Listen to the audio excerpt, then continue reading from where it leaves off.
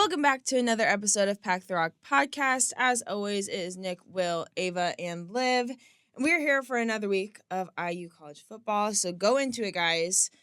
Number 5 ranked in the AP poll. And then number 5, CFP, predicted now to go against Bama. How do you guys feel about those two? Both in the top 5.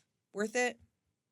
I would say so. Okay. I mean, last week I was talking about I didn't know if the I Want Bama chants were a thing. Apparently they are. I was proven very wrong on that. But, yeah, I think it's deserving rankings for both of them. It's an undefeated Power 4 team.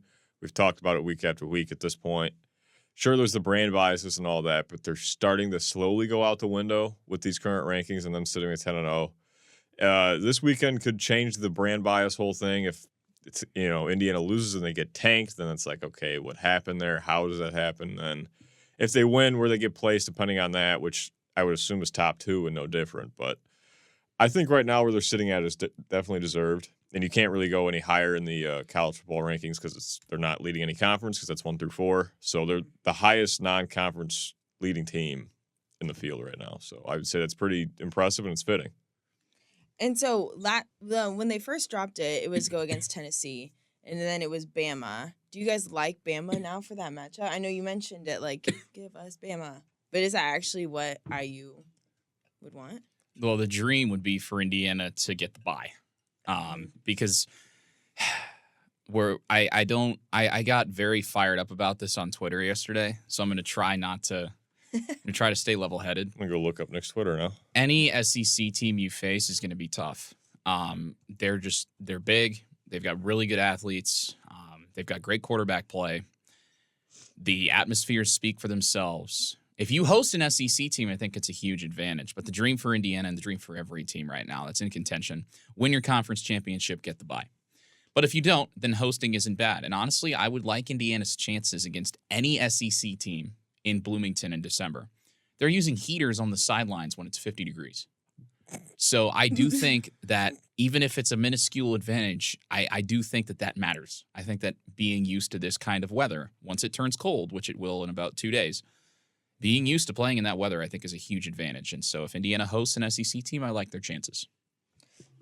Did you find that tweet? Yeah, Nick went on a rant here. It wasn't a rant. It was strictly factual.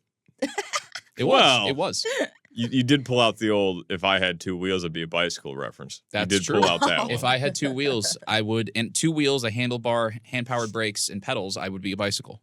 Yeah, I don't know. I mean, that's a fact. I guess if we're living there's not opinion in here. He's got a point. Yeah, but it's very there's a tone to some of these responses. I call it like I see it, and I triggered some of the SEC fans. Well, when you added the second tweet about if Indiana had an SEC logo, if you just I'm not wrong. See above here. I'm not. He quite literally added this to his tweet. I'm not wrong. He's not. If Indiana had an SEC logo, we would be having no conversations about having them at 11-1 and leaving them out of the playoff. I mean, he's right. I'm not wrong. I can't tell him he's wrong. Not wrong. No. And I do think that, again, I said this was like 2 months ago now, maybe a month ago, a month and a half. Indiana is not supposed to be good. If it was Ohio State or Michigan, look at the last 2 years. Mm-hmm. Georgia in 2022, Michigan in 2023. The difference is those teams were predicted to be good before the season because of what they had done in the previous recent years. Mm. But Indiana's supposed to be bad. So they can't beat up on cupcakes, I guess. In fact, they should get punished for beating up on cupcakes and buying out of a Louisville contract. And Louisville lost to who this weekend? Stanford. Yeah. One of the worst Power 4 teams, Power 5 teams in college football over the last 5 years. But sure, I guess Kurt Signetti should be scared of Louisville. The fact that a quality loss is better than winning, it's insane. What are we doing? Yeah. How do you think losing a game is better than winning? Just think about the hypotheticals. What are we doing, man? Think about the SEC has cool light shows.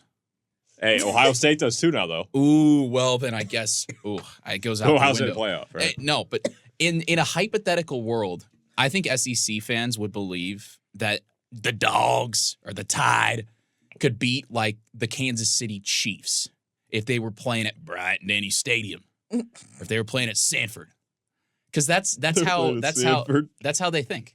That's how they really think. It's like, oh, the SEC is the greatest entity ever, just because I don't know. It means more? It just means more. What, you're playing UTEP the third week in November? Or you're playing UL Monroe in week Ooh, 11. ULM. Wow. Yeah, that's a real tough Played opponent. General Booty, the best Yeah. quarterback in the Group of 5 conference. Yeah, they're scared of playing 9 conference games. Like, Quite literally. I don't get it. Is that what it means for it to just mean more? It just there's so many different ways you can go with that. I just don't understand it. I really don't. That So, makes no sense. When you're talking about with Indiana and like if they were SEC school and all of that, I want to connect that to Boise State. Should they feel the same? Is it same for Boise State? I mean, with just one loss and it was still close, do you think they deserve a little more hype? Yeah, I would assume they're as Okay. upset as anyone else in the country, or specifically sitting in Bloomington, is that with the fans and their reactions, or Nick. Call Yeah, it like I see it. That's it. Boise State's got a Heisman front runner at running back. They're 11-1. They were within one score of Oregon in like week 2 or 3. 9-1, and it was week 2, 37-34 in Eugene. Yeah, it They was played them to a field. Yeah. early season, and it was a one-score game. Yes. And yeah, it's a one-loss team that's hanging in with power, with the literal top team in the country. Sure, they're not Yeah. playing anybody that's standing out, but they're winning games. They're handling their competition. It's the exact same situation as Indiana. They play in the Mountain West. It's not like they can schedule Power 5 opponents and top 5 opponents in the country every week. So I would say they should have more respect and hype than what they have right now. Well, and you want to bring in the quality loss argument.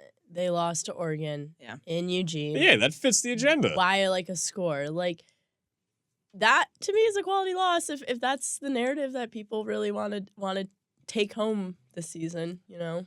Yeah. Well, and then it's important to remember too that all comes back to the idea of who is the best group of 5 team, because they assuming that Boise State wins the Mountain West championship, which they are very likely to. They'll probably face Colorado State. They'll probably win.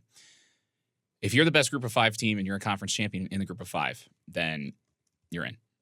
I think Boise State right now is, I'm not going to say they're a lock, because the Army could still come in and make it weird. Army, by the way. I mean, wow. But yeah, Boise Real ball State. happening over Boise there. State. It's not just the quality loss. It's because they're a group of 5 team. If they were to go Power 5 right now, I think they would still be. I mean, Ashton Genty is just incredible. Ooh. Like, I think it Must-see TV. was it CBS Sports that said San Jose State bottled him up for 120 yards. Yes. If that's Yeah. getting bottled up, just give him the Heisman right now. Yeah. I mean, and who wouldn't want to see Ashton Genty in a college football playoff game? Just for the sake of entertainment, and Kurt Signetti says it, this is the entertainment business as much as it is sports. Put Ashton Genty in the playoff. Just let him cook. Let him do this in front of people who don't like watch Boise State every week, because that would be really fun to watch. And so when you guys look at the CFP coming out tonight, do we see IU kind of staying where they are? Just right around 5. Is that fair? Yeah, I feel like that's Or a with fair bye week, chance. do you see them maybe going lower? Because you saw Georgia and Tennessee. That was a good game. Both of them ranked, but Tennessee did lose. Number 1, Oregon, Wisconsin. That game was close. But do you see IU kind of staying where they were after bye week?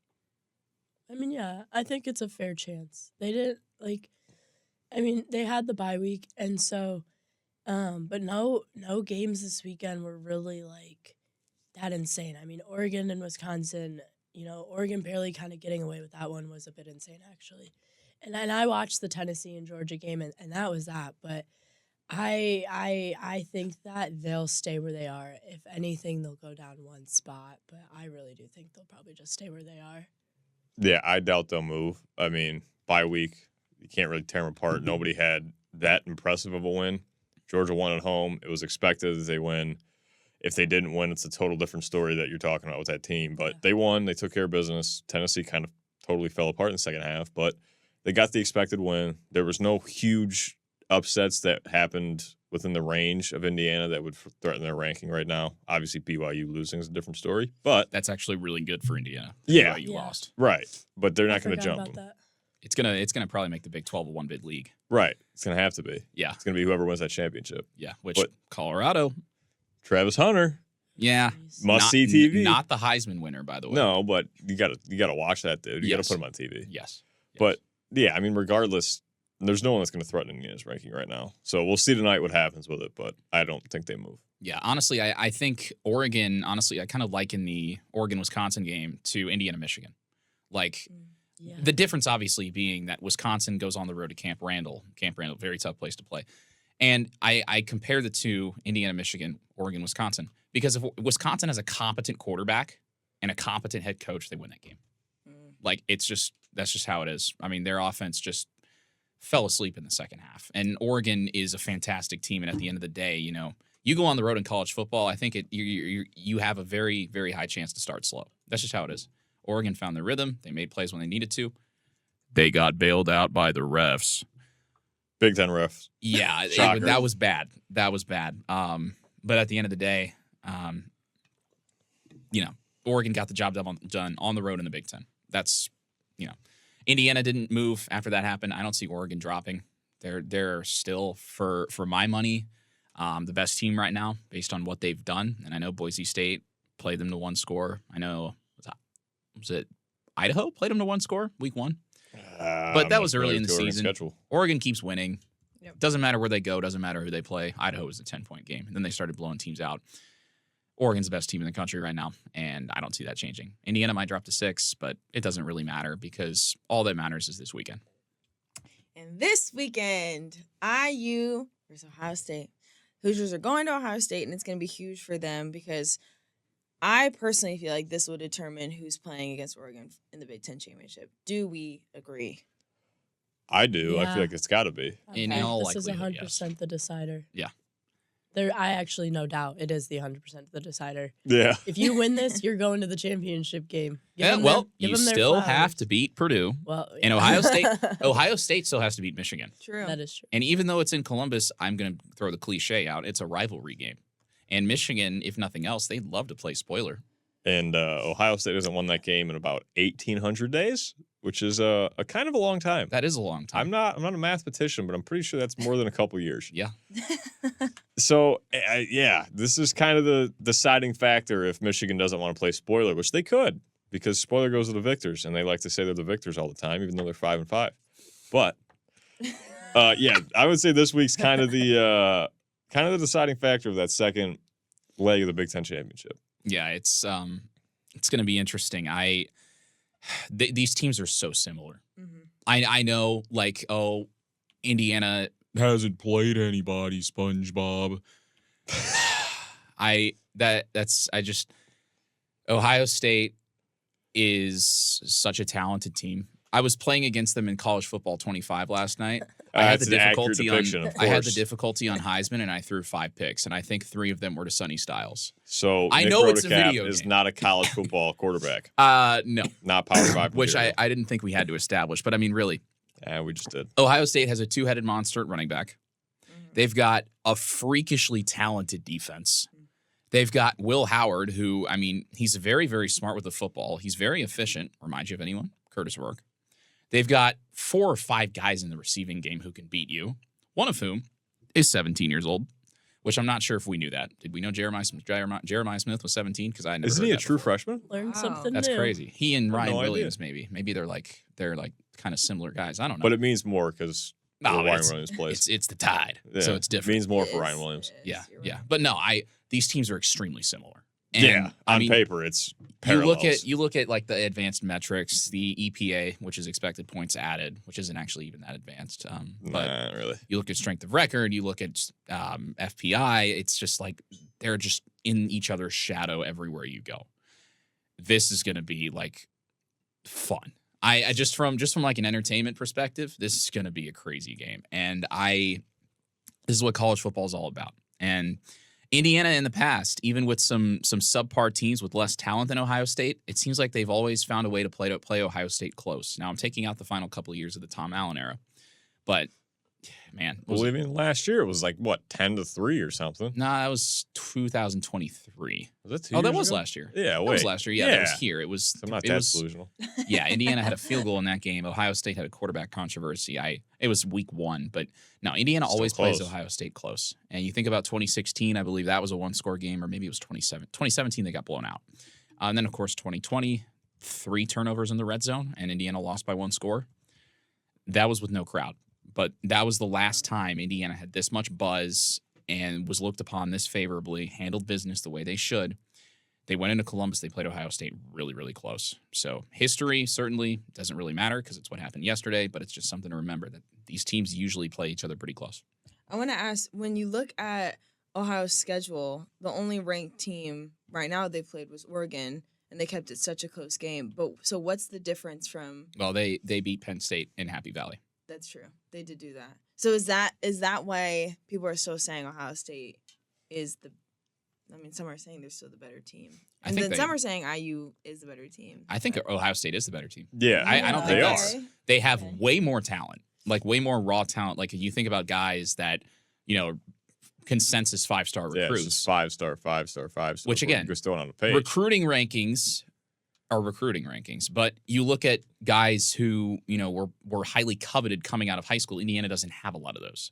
Ohio State does. They've got big names. Even if you barely follow college football, you know who Travion Henderson is. You know who Quinshon Judkins is. You know who Spin move. Jeremiah Smith, Sonny Styles, Denzel Burke, Emeka Ibuka. Like, these are dudes. Indiana doesn't have a lot of household names. It doesn't matter who you have. It matters how you use them, how they fit in a scheme. Indiana's done a very good job with that. They have a lot of guys that do their jobs really, really well. But Ohio State is the better team. I don't think that's controversial. So I want to talk about Curtis Rourke and what you talked about with Will Howard. And it's open for anyone, but when you look at those two quarterbacks, will it come down to who plays better? Or do you think both of them could have one of their best games of the season and it still come down to something else? I think the game's going to come down to something else regardless of those two. I mean, they're going to manage the game. That's what those two do best, right? They're efficient. They put up numbers because of the talent around them. That's kind of what Nick was talking about earlier, but I don't think the game comes down to them really at all. If they both manage the game and just do what they need to do on Saturday, what they've been doing all season, then it's going to be a close game regardless. It's going to come down to who can create more turnovers on defense, I think is what it is, who can make more of those big plays.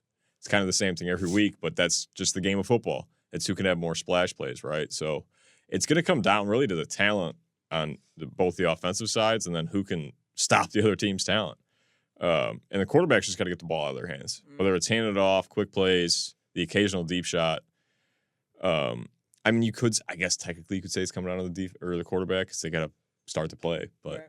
I wouldn't technically say it's coming down to them. They're both going to manage the game well. I mean, it's just what they do all season. You just look at the tape. It's the RPOs are always there. They always make the right reads. They're always making the quick reads. The ball's always out when it needs to be.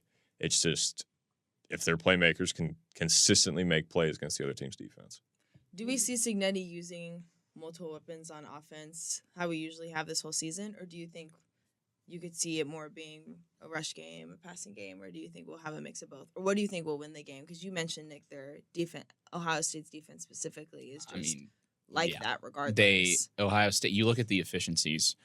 Indiana's the second most efficient offense in the country. Ohio State's number 3. Ohio State's the 8th most efficient defense in the country. Indiana somehow is only 28th. But you look at the way Indiana played defensively against Michigan, they looked a lot more efficient than the 28th best defense in the country. So they're getting off the field in 3 plays how often? Well, yeah, I think honestly you have some things skewing that data set because of 28 points against Maryland, 20 plus against Northwestern. Those kind of skew that. Ohio State doesn't really have a game like that besides Oregon. Right.